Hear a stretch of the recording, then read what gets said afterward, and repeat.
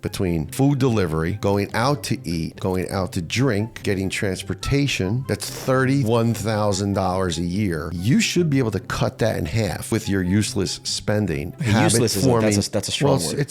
That's excessive.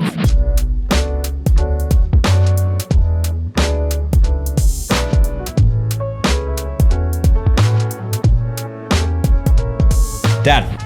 Yes, sir. I want you to guess the median amount of money the average 30-year-old person in America has in their savings account. $25. Can you be serious? Yeah, I honestly, I think it's on the low side. I'm going to say it's on the lower side. You think the average it's on the lower human side. In America has $25 saved? No, it's a little too low. But I would say on the lower side. I think on the lower side of, let's say, savings,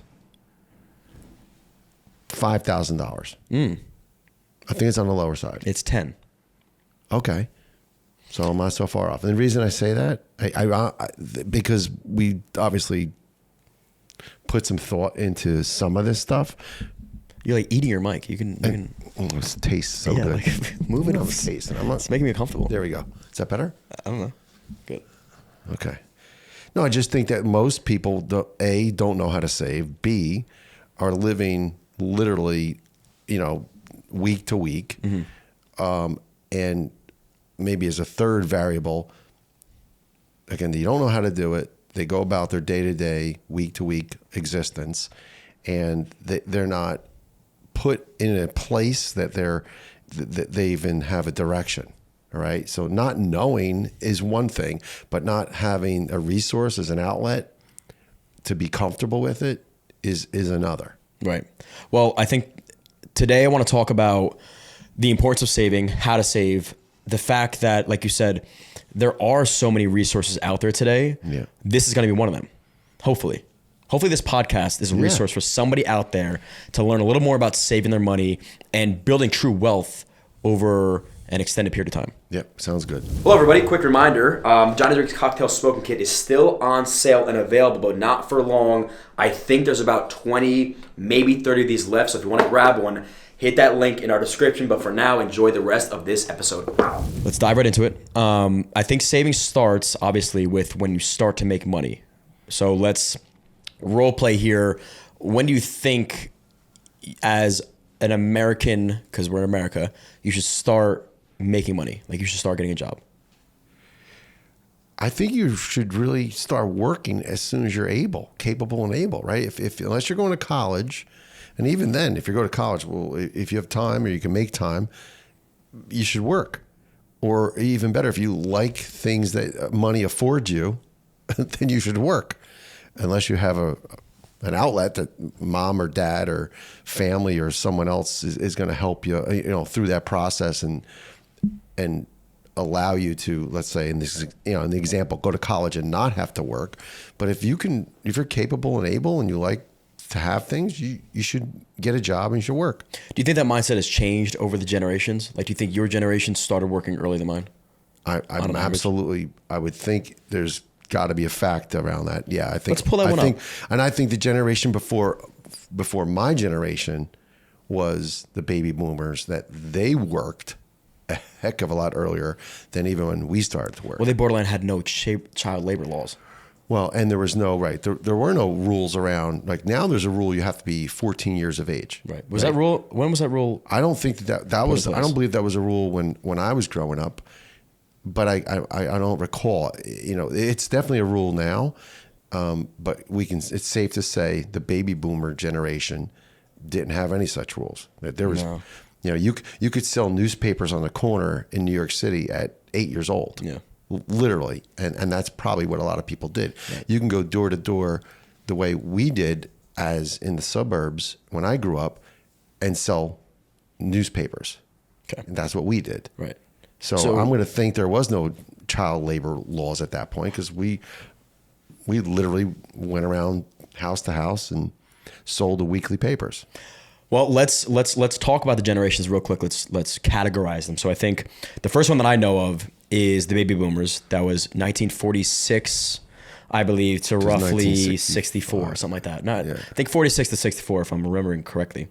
Next is going to be the Gen Z, I want to say. No, Gen X, sorry. Gen X is next. Is me. They come in 64, 65 to about 1980. Right. I'm Gen X. You're Gen X. Congratulations. And then what do they say about you? What? What do they say about you guys? Anything?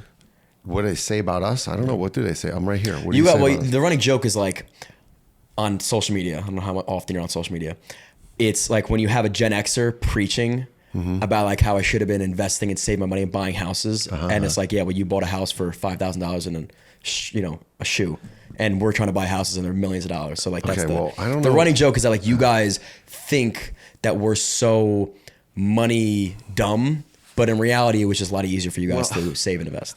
First of all, I don't know of any house that was $5,000. For the baby boomers, I'm certain that that's what they would have had as an opportunity to buy a house. And I'm at the tail end of the Gen X, right? Because it goes to 1960. What was it? 1960. 60s. No, you're in the beginning. I'm at the beginning, right? At the beginning, 1980. So I'm at the beginning. So, a house, single home price when we started to be in a position to buy a house was probably, 350,000, 250, somewhere in there. That's realistic. Yeah. Yeah. Well, it's sort of a joke, but okay, well, there's some bad joke. There's some truth behind the joke. Who's saying that joke, Joe or Dan? Well, we're going to get into the generations that are saying these jokes. Next up is going to be Millennials, which is me, 1981 to 1986, or I think it's like 85 cutoff. I think the end. I think it's the end of 95 though. Anyway, around then. And then we have the Gen Zers. The Gen Zers. Good old Gen Zers, 1997, 96 to 2012, which I thought Gen Z was the end. Now, present day, if you're 2012 to present day, your name is Generation Alpha, which sounds sick. Alpha. The coolest name is definitely them. I don't know how cool they're going to be. I wonder how different they're going to be with technology and innovation and, how parabolic things have gone. So very curious to see how they go. But anyway, those are the generations. I want to talk today more so to my generation and the generation below, because that's the generation that is either starting to make money or has already made money and potentially has done the right things or has done the wrong things. So what do you see as maybe the number one thing that a person around my age is doing wrong when it comes to saving money? So, okay, I don't know that I like to use right and wrong. Right, but there's right. Well, but there's disciplines around all this. So if you have a goal and your goal is to save money, a lot of people hear, well, that means I have to make more money. Well, I got to make more money if I need to save money. Well, not really. It's not what you make; it's what you spend. So let's start with that. Everyone is different, and if you took 5 people making $50,000 a year each, 5 people are going to have a different amount of money in their savings account, right? Because disciplines are different. And, I think that that's a personal thing. And certainly the socialization today and the sound bites and the video clips and the things that young people are doing and older people are doing, my generation that does the same thing. We go on vacation, we post everything we're doing. And that makes our vacation look so grand. It makes us maybe proud that our kids are with us at my age and we're able to celebrate that and have fun. And we want to show everybody, what we're doing and the fun things we're having, right? Well, that's subjective because some people look at that and say, oh, I wish I was on that vacation. Okay, let me ask you a question. And this is sort of unrelated to this, but who's to blame in that situation? Is it the person that's posting about the vacation, or is it the person that's getting jealous because they're looking at somebody living a life, quote unquote, that they should be or wanting to live? I think it's an individual thing. Who's to blame? I don't think anybody's to blame. We're all subject now to social media. Social media is, listen, it's not great. It has a lot of upsides and value adds. Like things like this, hopefully that we get a chance. We talk to people and kind of they understand and slow things down and can process it differently. But as an entirety, social media is not bringing a lot of positives to the world. We bring things to light that are otherwise, train wrecks and accidents and unfortunate situations that you normally would never see, because now you see everything real time. Do you think the average Again. We're getting off on a little bit of a tangent. So we won't even go there. Right. So stay back with this. But there's a point to be made about social media. So go ahead. Right. So there's a point somewhere. Maybe that's for another conversation. But the point I'm making, when people go on vacation and they post about it, and you see it and you say, "Oh, I wish I was on vacation. I want to go on vacation." Hey, you know what? I'm going to plan a vacation. And guess what? Now you're chasing after something, maybe for the wrong reasons. Do you really need a vacation? I don't know. Maybe. Did you work like an entire year before you tried to plan your vacation? Is that reasonable? I think a lot of people, young people today, and this is where it's contrastingly different for, I think, people my age, because my age, when you're 28 and I was 28, we already know the contrasting differences, right? I was settled down, you're not. I was in the beginning of home ownership, you're not. Yeah, but you're using me as an example. Well, because we're just... This is anecdotal. There's plenty of 28-year-olds that have... Okay, but but the average age of someone getting married, I don't know what it is. It's probably higher, than it was when... Joe, going to pull it up? When I was 25, 28, right? 25, average age in the middle 20s. Of getting married now versus then. Yeah, go ahead. I'm going to, without even having to fact check it. I'm just curious. Common sense tells me. So that's my point, right? The things that were important to me growing up, not that they're any less important to you. You want to have a house. You want to have a companion. You want to have money in the bank. You want to be able to travel. You want to do all those things. Well, I wanted to do all those things too. But what put in front of me sooner than maybe most people today, young people today, is the accountability and the responsibility. Well, do you have a mortgage payment? Because if you have a mortgage payment, you treat things a little differently than if you don't and you're just sharing rent with somebody, or you live at home with your parents and you have some cash, and so you decide, oh, I want to go on vacation. And I don't know what the stats might show today, but I think you pick an age. You want to say 25, you want to say 30. Your generation and the generations after mine have gone on more vacations in their young age than probably most people of my generation, Generation X. You think that's a problem? No, I don't think it's a problem. I think it's not a problem. I think it's perfectly fine if you want to go on vacation, but you have to understand the trade-off. The trade-off is then you're not saving your money and you're living your best life, right? Everyone every generation after us already has the soundbite, I'm going to live my best life. Yeah. Okay, good. Live your best life, but also be responsible and accountable to the other people that are going to be in that life with you. Yeah, like is it worth the trade-off of quote unquote living your best life for half the time and then the other half being miserable because you're chasing your tail or trying to get back to like an equilibrium, whereas if you were just kind of even keel and not chasing the highlight reel of social media, living a luxury life that you probably don't belong in yet. Right.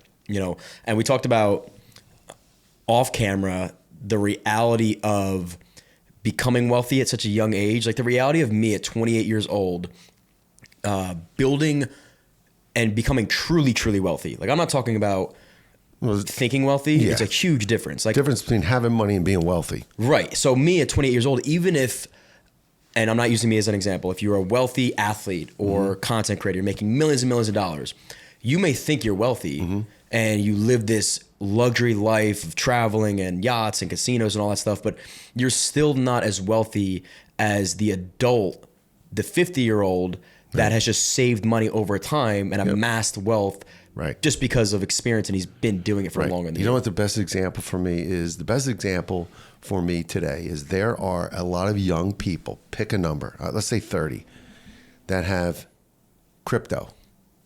They have crypto in their portfolio. Huh? It's expensive right now. Okay, but you have it. You have some. There's others that have more.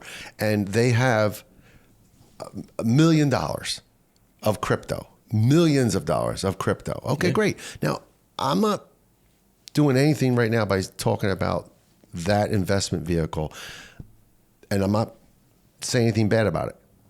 But the game's far from even through the first quarter of play. There's 4 quarters here in a football game, right? And the football game of life, 4 quarters. You're in the first quarter. I don't know how you manage that. If you have $1 million in crypto today, how do you manage it for the rest of the game? Do you cash in? Do you dollar cost average? Do you split? You take something off it? Or do you just say, hey, no, I'm leaving it all there and I'm riding it out? Okay, you might end up with $10 million. You may end up with 0. Right. So that's the point. So the point is, the person who is 50-something, 60 years old has already gone through those peaks and valleys. Yeah. We've gone through it in different examples. Did I buy Apple when it was $2,500? Maybe. Maybe not. Maybe I didn't. Maybe your grandmother or grandfather did. Yeah. Okay. And that's fact. That is something that worked out well for them. But I had the same opportunities as my parents to buy those same stocks, the Microsoft, the Apples. Did I? No. Did I buy other things? Yes. And again, $100. If you said, I'm going to buy Apple at $100. Well, today it sounds like, yeah, all day long. But if you don't have the $100 because I was 20-something years old, well, what am I going to do about that? Yeah. But if you were the parent, my parents who had the money, it all becomes relative, right? Yeah. So again, the longer play, the more time we have here to think about getting to the end of owning a home, raising a family, supporting others, protecting, investing, protecting, and having a place in the future that you can now really retire and be financially set. That starts today. Well, I think like you said, you just said the end, right? Or whatever you consider success and financially stable. But the problem, you didn't see, when you were 20-some years old, you did not see the lifestyle that was even potentially out there. So you weren't enamored or glamorized by... No, not at all. And maybe that's in your projections anyway, but maybe it's not, and now you're chasing something that never really is for you. Right. And now you're living this life that you think you're failing, but in reality it's just aligned with who you are. You're not real. There's a reality to a lot of different things, and one of them is that as a human being, you gotta look in the mirror and say, am I willing to work as hard as the other people are that have what I want? And sometimes the answer is no. And that's sort of okay. You can come to grips with that you're never gonna be Michael Jordan, or you're never gonna be Jeff Bezos or Elon Musk. Okay, who cares? Or who's the other guy? Zuckerberg, right. Just because you're not Mark Zuckerberg. But those are generational people. So again, those are the anomalies, those people. If you think you're going to be and strive to be that person because you want to have all that they have, that's okay. More power to you. But realistically, is that a plan? Is that something you can really kind of hone in on and plan and percentage-wise bet on yourself? Is that your best bet? Yeah, I think so. Okay. The best bet to be the anomaly? If that's who you think you are. If that's who you think you are. Okay, but again, fine. don't be upset when you realize you're not. Right. Well, but so hedge your bet. I'm all about, you're young, invest in yourself, take chances. You got the rest of your life to make up for your losses and your mistakes. You're going to lose thousands and thousands of dollars over and over again before you make that money back and you figure out, that's cool. That's part of growing up. Nothing wrong with that. You shouldn't look at the losses and allow those to stop you from growing. Yeah. Okay. So that's part of the evolution of winning or learning. Yeah. All right. What's up, everybody? Hope you're enjoying this episode of the Johnny Drinks podcast. Quick reminder, Johnny Drinks crew necks still on sale, limited inventory. So if you want to grab one, hit that link in the description. But for now, keep enjoying the rest of this episode. How do you feel about, hypothetically, this generation, the one before me, or younger than me? Should you be focusing on doing one thing really well, or this whole idea of passive income and finding different revenue streams? I love passive income. You know that. I think part of creating wealth is owning real estate. Part of creating wealth are making reasonable investments now with your savings, and you can, without getting too granular about which savings vehicle you should go into, right? Today you can go into a T-bill for 5%. You can go into a municipal bond around the same, 4 and change. Okay, that's guaranteed, locked in money. That's not putting it in the stock market and hoping for double-digit returns. It's a very conservative vehicle. Right, but the stock market always wins too. What's that? The stock market always wins. No, stock market does win. But my point is, if you had $100 today, or 1,000, where are you going to put it? You might be of the conviction, I'm going to take a chance on that stock I heard about. I'm going to put it in the stock market. Okay, you could, and you could end up with zero in a month. Or you could put it in a T-bill and say, oh, I'm going to lock it in, leave it there, not touch it. And I'm going to guarantee a return on my money. I'm going to make $50, $100. Yeah. Right? So it's not flashy. It's not super exciting, but it goes to balance. And it goes to, you want to create wealth, you need balance. You need symmetry. You need an overview that speaks to what you personally can relate to. Some people can relate easier to real estate and owning a home and renting it and having passive income. Well, right? Yeah. Okay. Continue. And then other people will try to do different things with their investment. So no matter how you dice up and slice up that pie, it all has to be, I think, within reason for yourself and who you are and what your end goals are. All right, let me ask you, hypothetical again. You have expendable cash, $100,000. Yeah. It was gifted to you. You won the lottery, 100 grand. Nice. Congratulations. I'm going on vacation. Nope, can't do anything like that. You have to invest from a purely investment standpoint. Are you putting that? You have two options.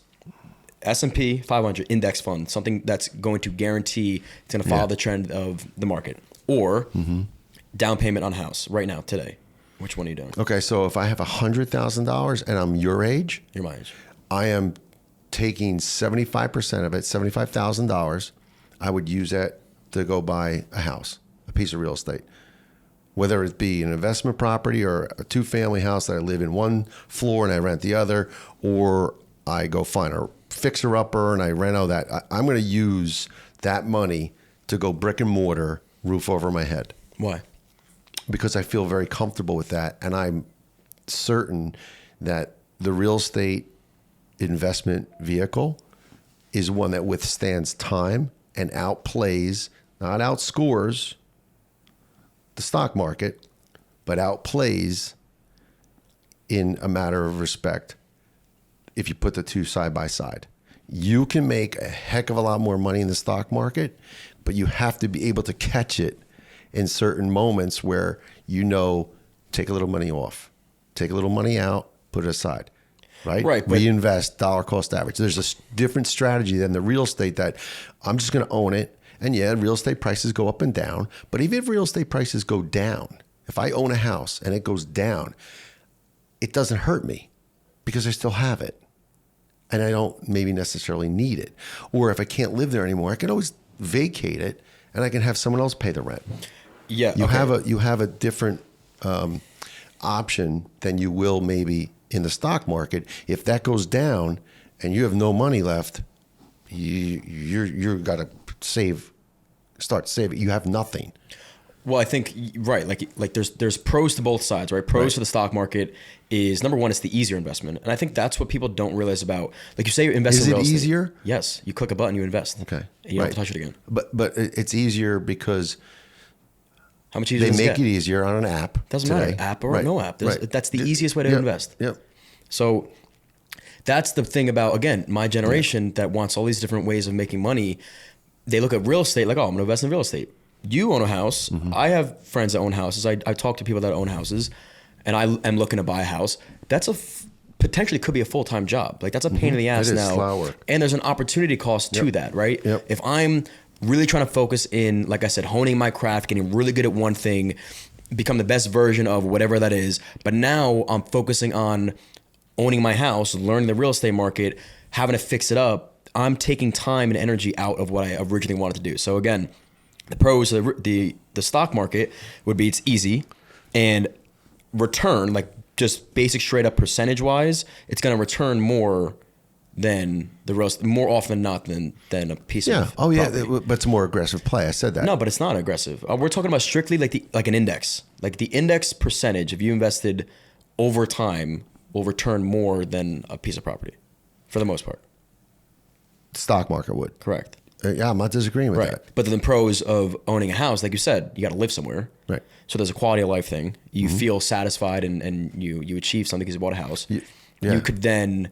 You could touch it. You could touch it. No one's going to take it away from you unless you don't make your payments on the mortgage, and then the bank will take it away. But as long as you do your part to maintain it, all things considered, maintain the physical condition of the property and make your payments and pay your taxes, then it's yours. Right. You could also rent it out. That's another pro. And that's right. That's exactly. You can also live in it and have someone come in if you hit on a harder time to say, you want a room in my house, help contribute towards the utilities and whatever. Right. So those are both options. And again, I think just the whole thing about saving money is it's supposed to be relatively boring and easy in the sense of like it shouldn't be taking up too much of your time because you should be focusing on making money with your actual career or whatever you're doing. Right. Okay. Let me ask you something. So the whole narrative behind this generation, do you think just this generation spends more than you guys did? I would think so, yes. Why? Because we have more I just think, you have so much more to spend on. overload of things to do with your money. Well, let's talk about like what? Okay, I'm hungry and I don't feel like getting in a car. I don't feel like walking. I'll just DoorDash. Well, run me through the scenario. Okay. So the scenario would be all those conveniences that you have today that we didn't. I mean, seriously, there wasn't even pizzerias that delivered pizza when I grew up. Let's Right? Let's you had play to the game. walk to. You want to do some math? I want to do some quick math. Let's put a hypothetical. But can you're you gonna ask me imagine you're gonna ask me the questions of my weekly spend on things that you probably consider unnecessary. I had to go to. Yeah, we heard you. I got to go to Anna Capri. I I had to go to Anna Capri. I had to go walk up to Anna Hard Capri. life. You walked 8 miles to get a slice of pizza I did. Not 8 miles. It was probably through the trenches. No, it was probably less than probably a mile. Yeah, you Little guys over a had mile. it tough. So anyway, okay. So let's say let's take you on an average week. Me. Do you DoorDash? Yeah. Okay. How many times a week? You're Doing some math. Four? 4 times a week you DoorDash? You serious? 3, 5. Okay, whatever. Let's stay with 4. 4. How much you spend on your average meal? Let's say to DoorDash. Well, we're gonna factor in just DoorDash. So I think DoorDash adds probably what, $15 onto each meal. I don't care if it's Uber Eats, DoorDash. So one of those Probably conveniences. adds about $15 with like tip and travel. Probably How much? $15. 15. Per order. Additional, like Yeah, I know. So give me okay. You're gonna order like my lunch or dinner? $15 do you Chipotle order? bowl is now $30. Wait, is this real? By the way, I'll literally do the math. no. for Is you this a right now. real scenario? You do this 3-4 times a week? I'm telling you right now, if I DoorDashed a Chipotle bowl, God, the Chipotle Seriously? bowl is now inching towards $30. Okay, so 30 Delivery is $30, 40, 50. Yeah. 30 bucks. So let's use 30 bucks. I think I might be sick. I wasn't really counting on this. I thought this was going to be hypothetical, but this sounds real. So $30, 4 times a week. All right, got it. Now, what else do you go get coffee? Yeah, I love coffee. Okay, how much is your cup of coffee? $6. Okay, how many times a week do you do that? 5. And that's just me. I'm generous. So sometimes I'll buy it for a friend, maybe a lady. Hey, let's talk about that. Let's put the calculator away. No. All right, so So now I'd you're say going, I would say 5 cups of coffee a week at $6. okay, so what else are we doing during the week? Conveniently, it's coffee, it's food, it's going to you do your laundry, or you take your I do laundry here. somewhere and have it done for you? Okay, do it here. You do it here, right? Do you do anything else? Do you go out to bars? I know you go out to bars, but do you go out to dinner and you go out to places during the week? Yeah. How many times a week? Man, 2 to 3. Let's say it's 2 times a week you go out for dinner, and you go out for dinner. What are you going to spend? Average $50 to $70. Twice. Yeah. Okay. This is a lot. Yeah, it kind of is, and Good I thing think we're we're doing being, this. and I think we're being conservative. Yeah. Because even on a weekend when you're going, you're probably spending more than $50 to $75 a pop. No. On dinner? No, on dinner and drinks. And, Oh, we're talking about going to the bar? No, the bar. Yeah. My bar tab for the weekend. Man, This is like ridiculous. Yeah, you don't want to know my bar tab for the weekend. I'm gonna throw another. What do you think? $200 for a weekend, which I know is like not even close. I'm gonna throw $200 for a weekend. 100 Friday night, 100 Saturday. Sure. Yeah. I know it's not. So, but Yeah. that's fine. I just need to. And then Okay. Ubers. Oh my God. How much you spend on Ubers? I would say $100 a week, Okay. give or take. All right. What am I at? Anything else? Anything else would think? So we just went through, just before I tell you how much you're spending, between convenience of food delivery, going out to eat, going out to drink, getting transportation to and from, Yeah. right? Which is, I'll tell you what, all the things you already told me, I'd rather spend money on someone driving you when you're drinking, so that's okay. Yeah. I'd rather you spend your money on that. So that's what else? Any other? I'm trying to think maybe any Netflix. other conveniences, things that you might do that I know that we didn't do. And I already asked you the example of getting your laundry done or having cleaning person. You got a cleaning person that comes in here for you. I do. You don't clean your own. No, I do. stuff? I keep it clean, but then once a month we'll have somebody come in. Okay, now so I don't know if I throw that in there or No, not, no, but I don't know if that's a. But you could clean your own apartment, right? Right. But you not like choose her. not to. No, not like this lady. This lady really hooks it up.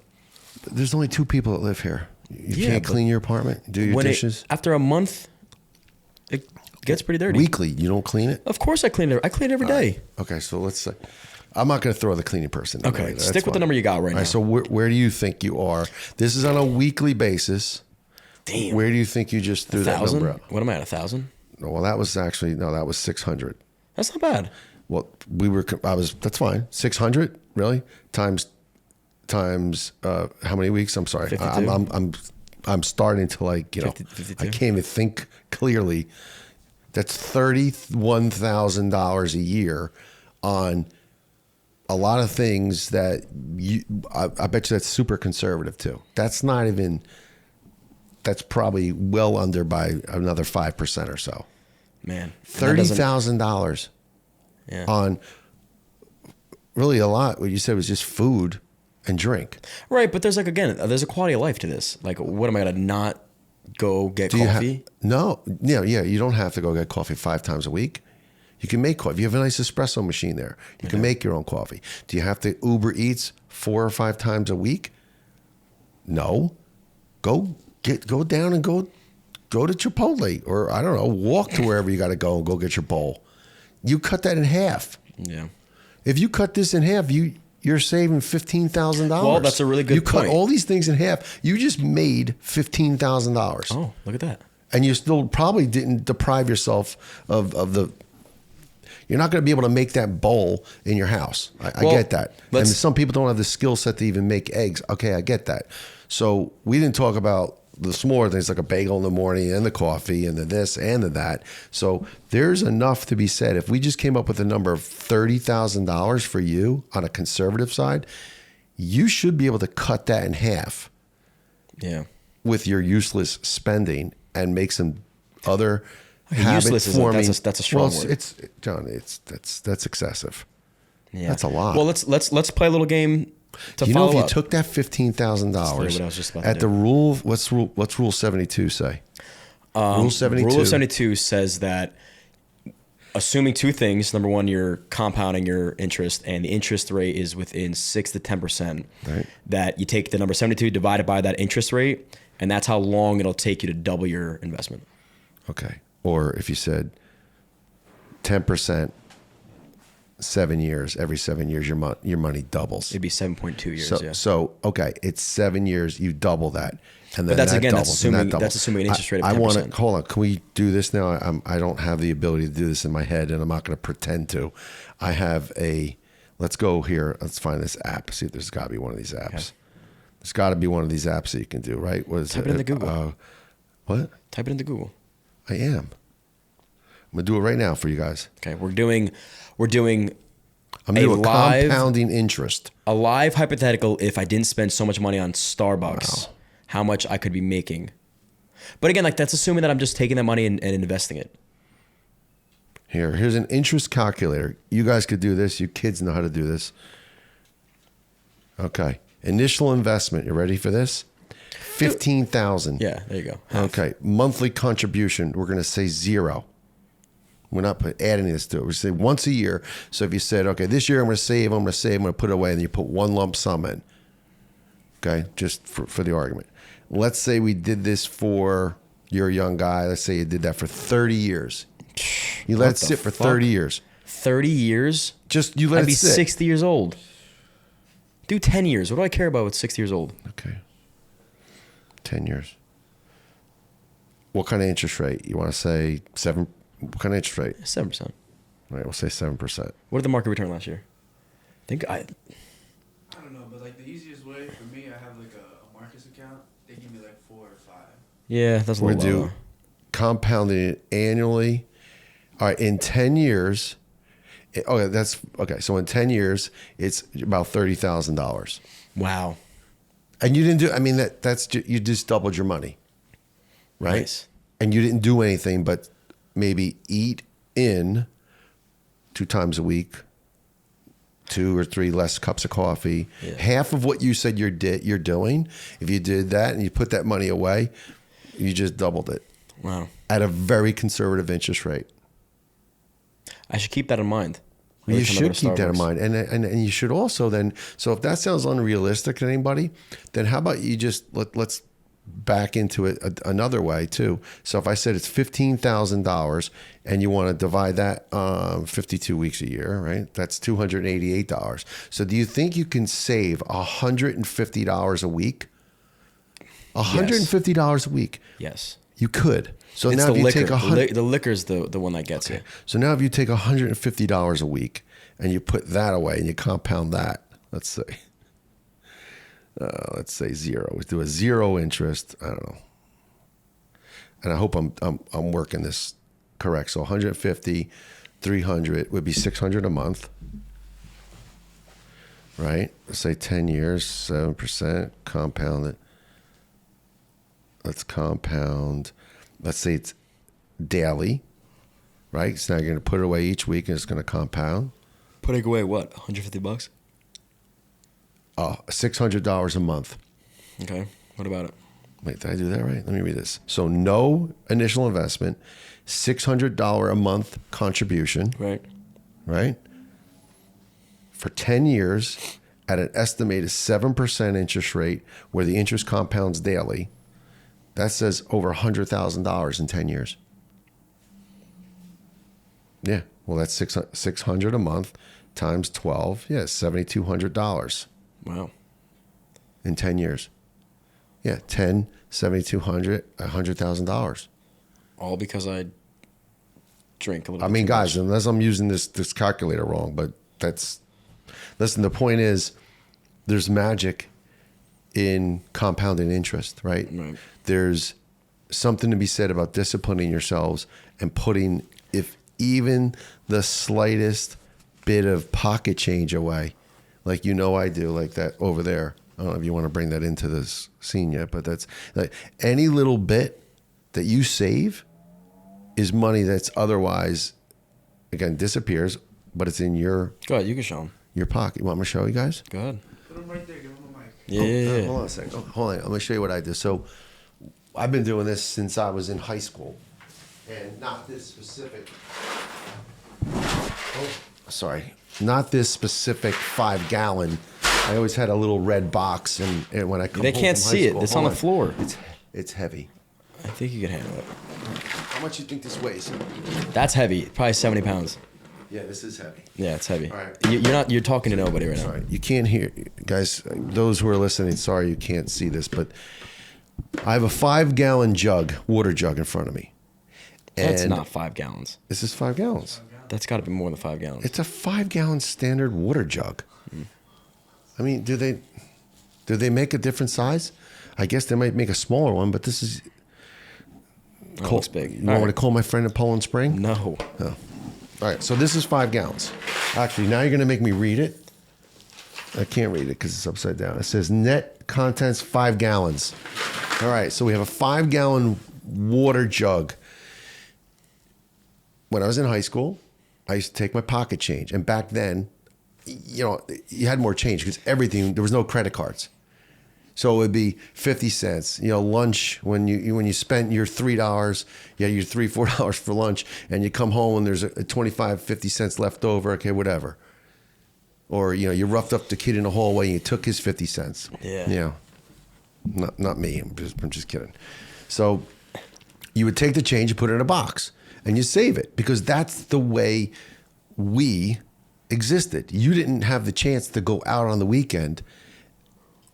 I didn't have a job and we didn't have credit cards and mom and dad weren't going to keep throwing us, oh, here you go. You want to have a good time? Go to your pizzeria and go spend $20. It didn't exist. So you saved what you could and that would add up and then you would use that for let's say your weekend or the time you went out. So I got into the habit when I got older to just keep doing the same thing, putting the money, and I wanted a bigger jug because the goal was I wanted to fill this thing up. And I think one other time in my life, I did fill it up. I had to cut the top off. And I believe when I did that, there was about $1,800, close to $2,000 that I saved. What? Yeah. Okay, now here's what I'm going to tell you. Yeah, I had to cut the top off.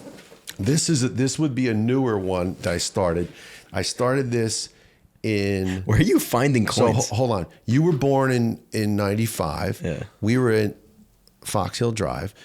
I started this specific blue one when we were there. So maybe let's say it was 96, 97, I don't know. Right? 2000, 2007. Yeah. So I marked on here, you can't see it, where you can read that. It says 6107. That means whenever I got it to wherever point it was, I emptied it. Yeah. And I wrote here $927. Wow. Yeah. Okay. So I had $927 that I emptied out of this. And I think in 07, I think we went to Disney.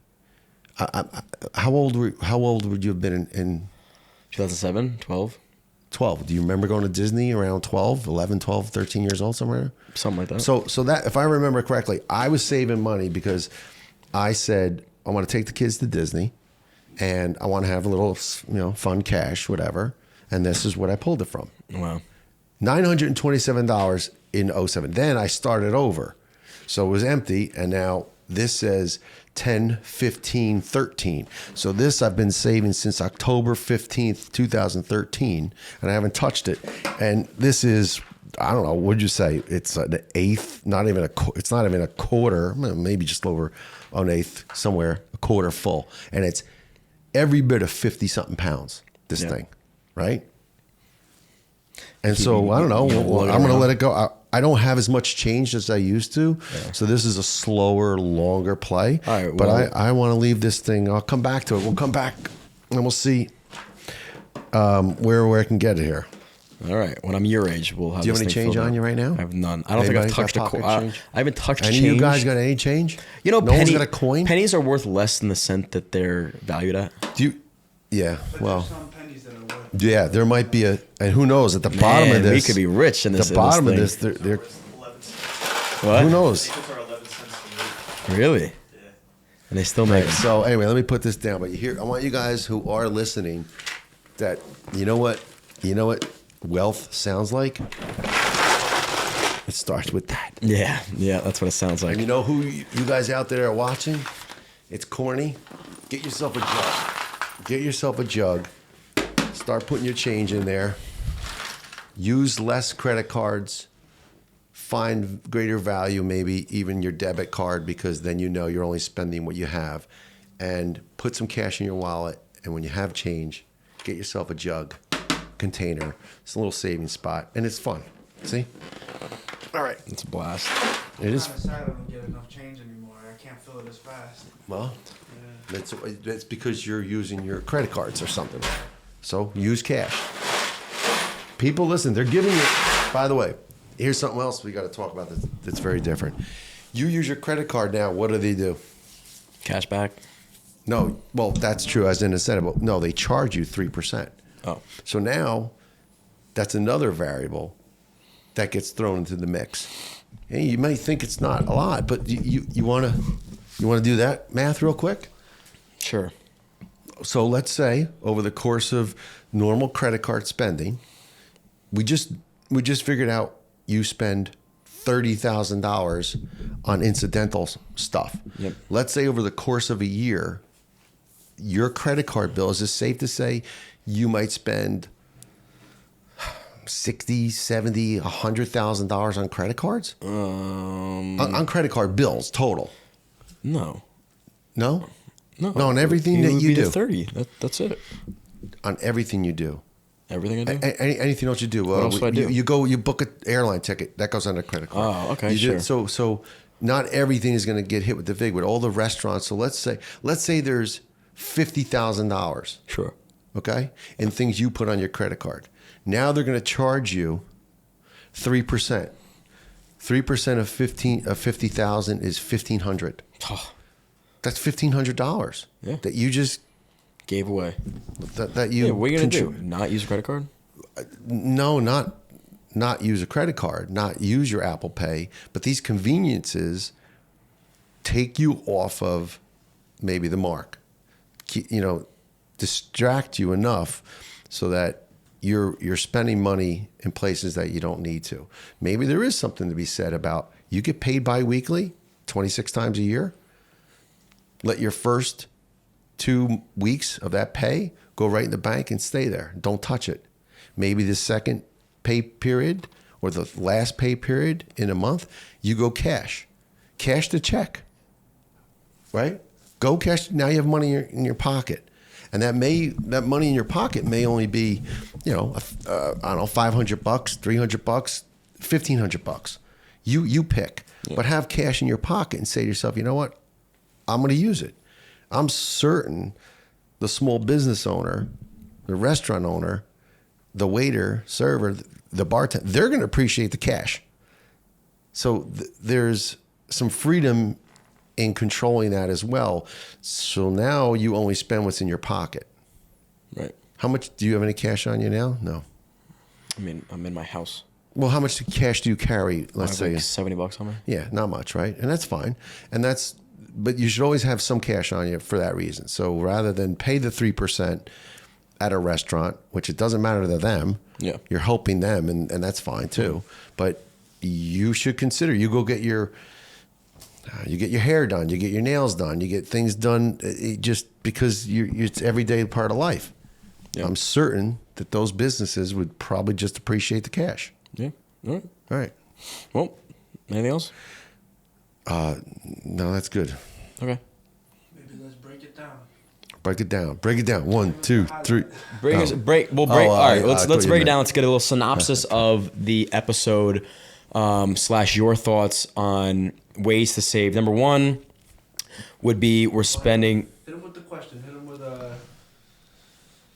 if you were the guy with $20K in your bank account, what are you doing with that? Right. Okay. Good call. So again, you're the guy, $20K in his bank account. You're my age, making a median salary in America. What are you doing to save your money? What am I doing to save my money? I'm being very conscious and aware of my habits and my routines, which would include starting off in the morning. Do I go get coffee and a bagel, or do I make my coffee and maybe go buy the bagel? I don't know. That's an option there. That's a lifestyle and a decision. Maybe some people don't have time in the morning. They don't want to take the time. That's fine. You can rationalize it any way you want. But that's the first part of understanding how you're going to create and save and invest in yourself. Where are you putting your saved money?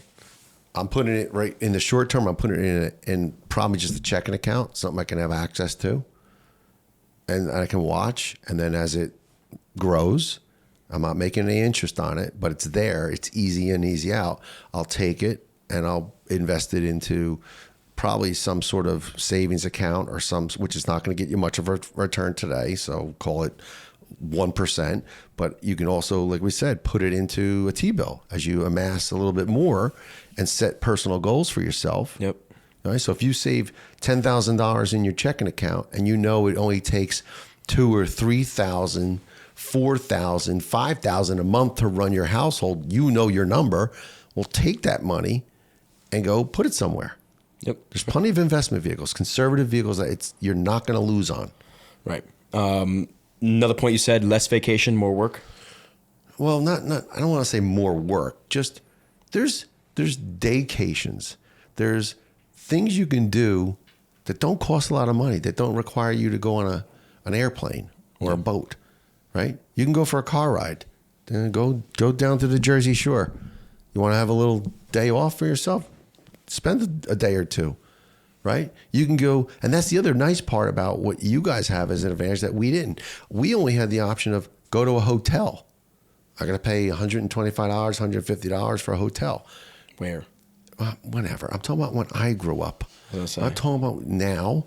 Yeah, now you're going to spend $300, $400 maybe. But you also have Airbnbs and VRBOs. You might get lucky and you get an Airbnb for 2 days for VRBOs. a couple $100, huh? VRBOs. Verbo. Yeah. What do you call it? I call it VRBO. Yeah. Is that wrong? Shows your age. It's VRBO. Because it was VRBO when it first started. Yeah, but you just and say I Verbo. have VRBO. Vacation Rentals by Owner. I know what it stands Okay. for. Just people say Verbo. I don't say Verbo. That's like saying air, bed, and breakfast. Airbnb. Right. It is air, bed, and breakfast. I know what it is. You don't say that. Yeah, well, anyway, so you have options. You can go down to the Jersey Shore and you might get lucky and say, oh, you know what, I'll go for 2 days and let me go on Verbo and see if I can get something it's listed for $300 a night. Maybe I contact the owner and I say, hey, I'll give you $300 for 2 nights. And they say, okay, it's winter. What do I care? Yeah. Right. Another point you made was people are trying too many different things to make money. Yeah, I think you stick to what works, and I think everyone knows when they're taking a chance and a leap somewhere outside their comfort. You know what that is, and you should take a calculated risk with some of it, but you also should be grounded to know, all right, let me stay here. Yep. Let me have a small little income stream, ever so small, but let me then, in conjunction, let me try something else. And the last point was don't get enamored by the luxury lifestyle people are living on social media. Yeah, and everyone's life is not as glorious and glamorous as it seems. Sorry. Never is. Everyone has problems. Everyone has issues. Everyone struggles at some point or another in their life with something. Even the richest, wealthiest people are lonely or have mental health issues. Okay? So just because you make a lot of money doesn't mean everything's perfect. Doesn't happen. There's a lot of people I know that admittedly don't own their homes, don't really have much to account for, but they got a great family around them, and they are living truly life, and they work to live and not live to work. Very European of them. That's a very European thing. Yeah. Maybe we should move. Get a little piece of bread, a little homemade wine, some cheese. That's a meal. And that may sound like a fine dining, appetizer table setting, but no, for some people that's good enough. Maybe some olives. Yeah, it's funny because what we get at an Italian restaurant, between the bread, the olives, the cheese, right, and the olive oil, and then maybe you order a glass of wine and all, that's a meal. That's a Mediterranean lifestyle meal for most people. That's a nice lunch. Yes. Actually, I'm hungry. Let's go get that I'm right actually now. starving. So. Let's go to Travato's or Forte's right now.